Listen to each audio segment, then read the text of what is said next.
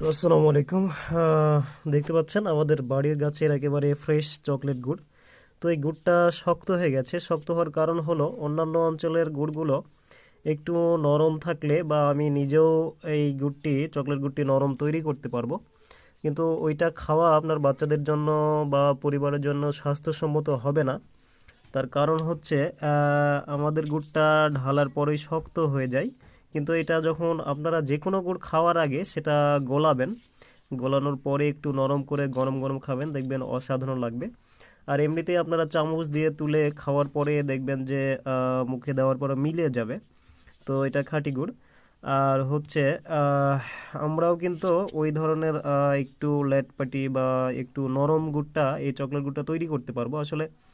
ওইটা করলে অতিরিক্ত প্রচুর পরিমাণে চুন দেওয়া লাগবে, যে কারণে নরম হবে, কিন্তু সেটা খাওয়া মোটেও স্বাস্থ্যসম্মত হবে না।